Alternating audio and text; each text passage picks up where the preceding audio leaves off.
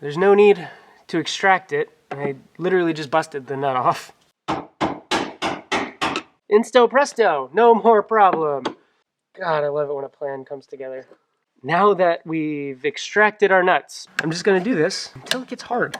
Oh, that feels perfect.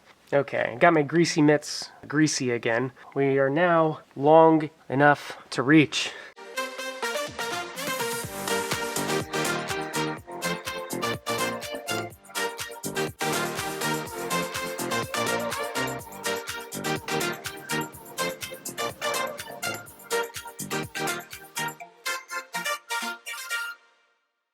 Hello and welcome back to another episode of Zak Does It. If this is your first time joining us, welcome. It's great to have you and I hope you enjoy the video. If you do, I encourage you to consider subscribing or hitting the thumbs up button to let me know that you do. If this isn't your first time with us, welcome back. Can you believe how close we are to having Mama Miata put back together? I can't. I'm going to keep this intro nice and short though because we have a jam-packed episode. In the first half of the video, we're going to try and extract some rusted out screws, and Past Zak's going to go over some techniques and tools you can use to work on either of those. In the second half of the episode, Past Zak is going to show you how to install the parking brake lever and adjust the tightness on it. So I'll have some time codes linked in the description below to help you navigate, but that's how the episode's going to get structured, and that's it for me. I'm going to kick it back to Past Zak and see if he's got what it takes to extract some rusted bolts. Okay, so here we are. We're ready to take the rusted screw or bolt, or well, frankly, I don't know what the difference is. Okay. Future Zak is here to help clear up any confusion for Past Zak, although I have a hunch this won't be the last time he forgets the difference between a screw or a bolt. So that we can all get on the same page, a screw is a tapered fastener used to secure threaded or unthreaded components. So it can actually make its own thread, much like a wood screw would. So I think that's familiar.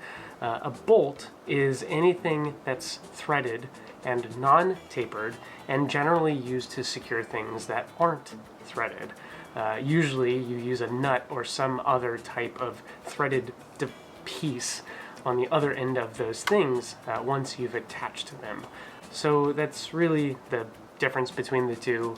I think the most practical way to remember it is screws are tapered and bolts are non-tapered, but that's really it. They're mostly the same thing. So back to you, Past Zak. Hopefully we can get through this together.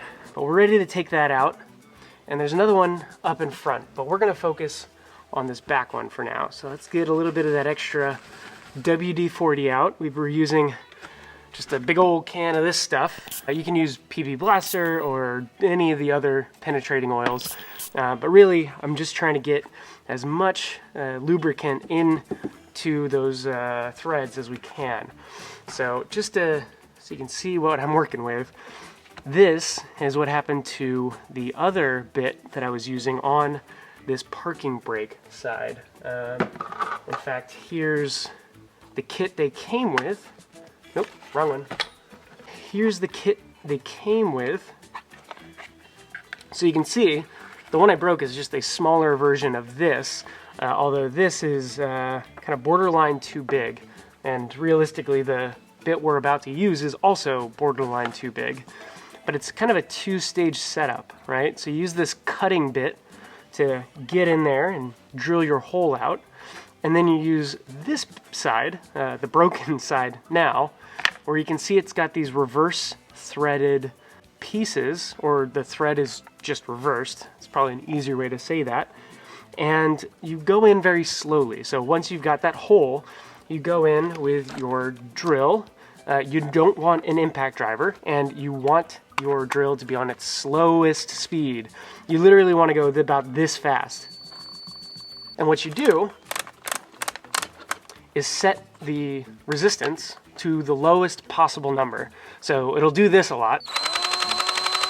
And that action, just the simple fact that it won't overspin, and that little bit of hammering action will help drive the reverse thread into that hole you just created, hopefully locking this into that bolt or screw or whatever you're trying to get out. And then you slowly just increase the resistance. Again, you twist it a little bit, make sure it's snapping, make sure it's hitting that break point, and then you go up a bit, and you do it again, and you go up, and you do it again. And eventually, there will be enough resistance on this dial, or you'll just hit the drill mode, and hopefully it'll break it free. Otherwise, you'll break the bit. So let's try not to do that again. And so instead of using that side, we're actually going to use this other kit that my dad had right here. And there's a few sizes. These are all way too big. This is the smallest one he has, and it too is almost too big, if not already too big. And you'll notice it looks more like that cutting edge from the other one. Now the technique you use with these is different. You want to take first a center punch of sorts and center it up. You'll punch that so you get a nice little divot to start in. Then I'll take a metal bit and I will drill it out kind of all the way as much as possible. And my bit is roughly the same size as my extractor is. So with any luck, we'll drill it out, we'll put the extractor in, and this will bite a little bit harder and it won't break like the other one did. If it does, that's okay. At the end of the day, all we have to do is drill the whole thing out. We'll put a bigger bolt in, and we'll put a nut on the other side to secure it. It won't be quite as nice, and it won't be OEM, but who cares? At the end of the day, this is all going to get covered up, and what's important is that the covers stay in place. So let's give it a whirl. Make sure it's right in the middle. Well, there's no need to extract it. I literally just busted the nut off, so. Yep, that just bent down. It didn't break off all the way, which leads me to believe that there's a supporting bracket. Yes, there is. God, I love it when a plan comes together. Well, I guess we might as well see if we can do it on the front side, because if we can't, well then we're gonna have to figure something else out. Well, if I'm not mistaken, that's two fucked up pieces that we've got. We are 0 for 3 for extracting rusted screws. Insto presto, no more problem.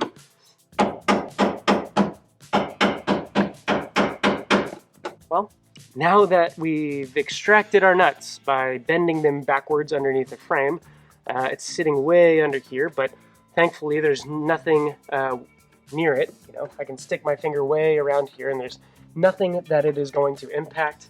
At some point when I take the trans out, I can go ahead and cut those out or replace the plate that's welded in here. It looks like maybe there's a spot weld here to hold that in place. But we'll just have to be careful. We'll get a new bolt to fit into there, and then we'll just stick our finger in here with a nut, and we'll do that to tighten. It's going to be a pain in the ass. That's why they have them mounted to a bracket in the first place that then gets welded to this tunnel. But a pain in the ass that I only have to deal with a handful of times is fine. It's not like I'm going to be taking this off every day, right? So. Hey, problem solved. I don't believe we're going to be able to do that with the parking brake, so we're kind of SOL in that case, but we'll go ahead and get the parking brake on. We'll come back to this when it's time to rebuild the shifter, but for now, it's one less problem for us to deal with, I guess.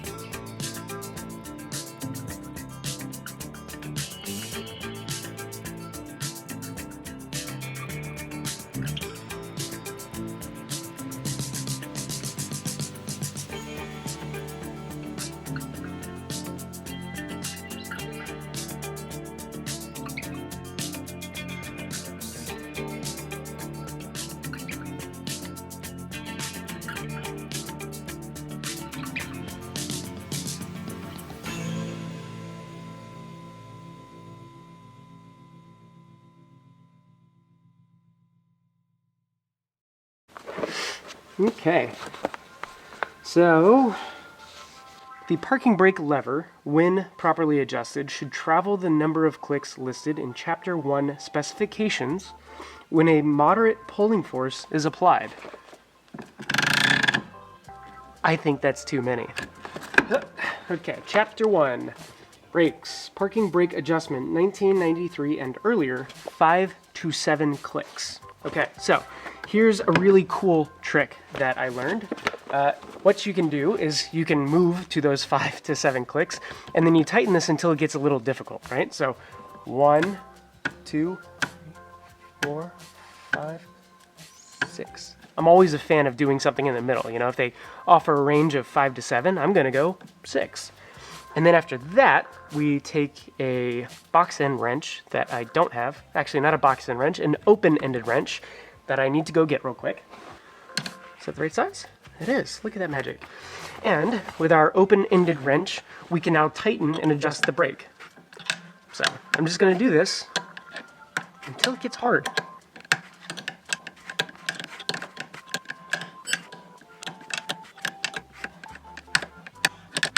Okay, and I'm starting to feel some resistance. So another thing I can do while I'm tightening this is I can check it. Okay, I feel the resistance as it's getting up to the top, so I know I'm going in the right direction. Let's reset back to those 6 clicks. Okay, and we'll keep on tightening.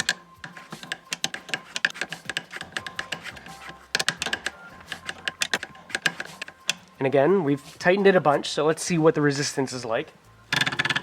Oh yes, it's getting much better. Okay, it's still a little too easy, but we know we're getting close.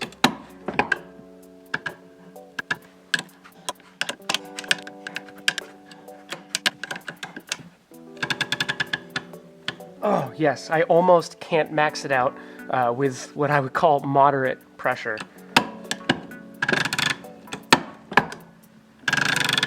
That actually feels really good. I'm going to tighten it a little bit more because I like a stiff parking brake, but we're almost there. And this time I'm just going to leave it undone so that I don't have to fight it as I'm tightening.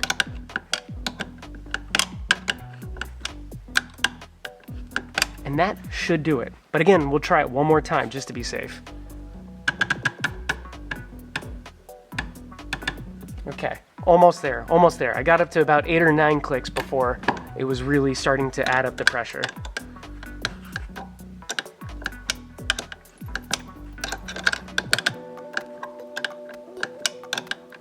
Okay, so again, hopefully the last time.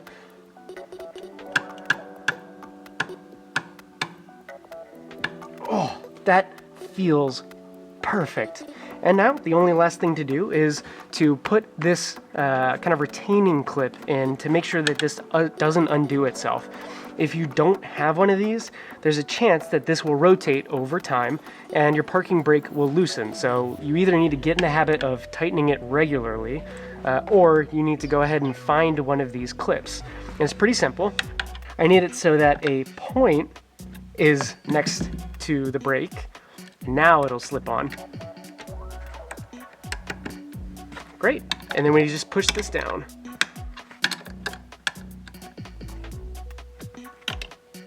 Oh. Work smarter, not harder. Okay, well, we could go down a little bit further. All right, and that should be good. And then if you ever need to adjust it again, you just put your open-end wrench underneath, and you flip it up, and you pray you don't lose that piece. Thankfully, I didn't. And I can struggle to put this on one more time.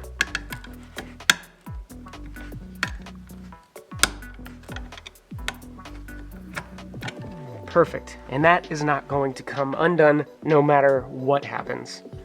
And the last thing we need to do, because I'm an idiot, I didn't notice the connector in here for the parking brake when I was removing the dash. Plus I had broken the dash, so I was getting frustrated. So I cut the parking brake wire. So we need to reconnect that real quick. So we have our trusty box of connectors here.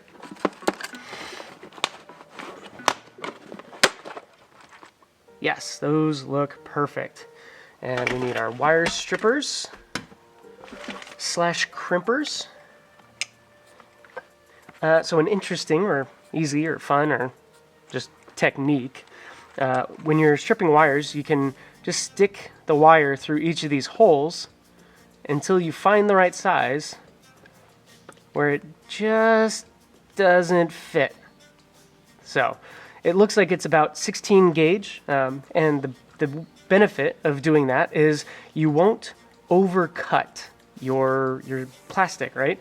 So you can start at the one that it doesn't go through, and if it slides through too easy, you just go to the next one. So instead of 16, I'm going to line up in the 18 gauge hole, and I can clamp down with all my force, and I just pull the wire through. And just like that, I didn't cut any of the wires. I only stripped off that plastic cover. We'll give it a quick twist. We will thread that through. And then my crimpers, a lot of crimpers in fact, have color codes to them. So the red one lines up with the red connector. And we'll just stick this in there and crimp down. And just like that, we've got a good connection. You do want to give it a quick test pull. You don't want to pull too hard. You will actually pull it out. But you want to give it a good solid tug to make sure that it's not going to undo itself by accident. And for aesthetics, I do... let's see, I know that there's a connector there. So in the future, if I want to undo this, I can. I wonder if I can reroute this wire. It looks like it might be getting pinched. No, that actually looks like the way it's supposed to go. Cool. So we will leave that in there. We'll route this up and around. And I'm just going to go ahead and go under the carpet. No, I'm not. It doesn't reach. Nor does that one reach. Okay, we're going to have to pull this up and out. And to make my life easier, I will disconnect this. Would have been easier to do this before I put the parking brake in. It's being very stubborn. Oh, there it is. Cool.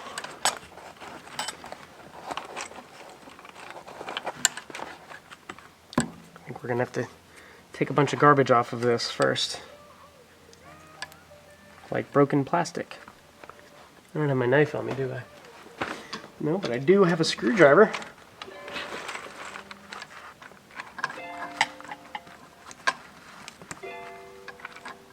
This one I can actually unwrap. It's very old, very sticky electrical tape. It's gross, that's what it is.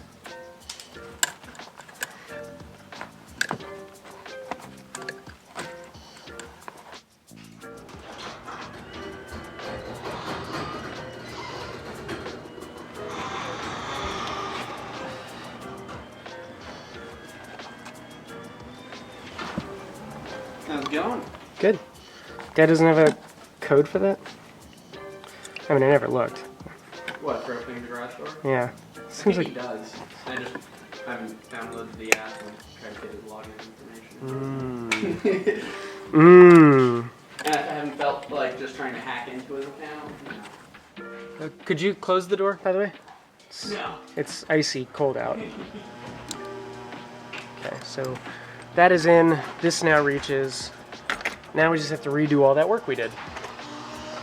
Okay, got my greasy mitts greasy again, but we are now long enough to reach. So let's not cut this wire too many more times, otherwise I will have to add a new wire altogether, but we can actually feed this underneath, like so. The cover, of course, will do something in here that we'll want to be careful about and make sure that nothing pinches, but for now we're just going to try to connect these and pray it works. Let's strip some more wires, and we'll actually just do both at the same time. So we'll go 18 gauge, just a little off the top, 18, little off the top. We will twist both ends. We will stick one end in, crimp, and this one, crimp. All right. So now, actually, hold on. We should have keys somewhere. Keys. Where are my keys? Ah, there they are. So now we can actually test this out and make sure that the parking brake light comes on. The battery's unplugged.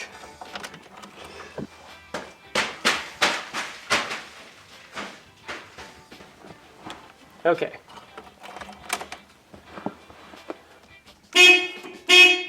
All right, horn works. Parking brake.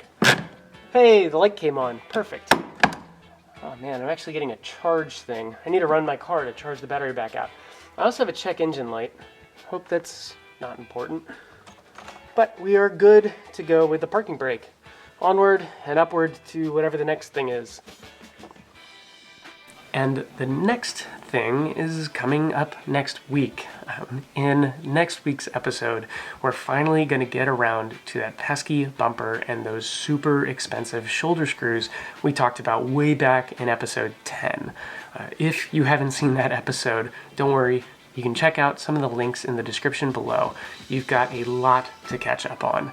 But that's it for this week, and I can't wait to see you on the next one.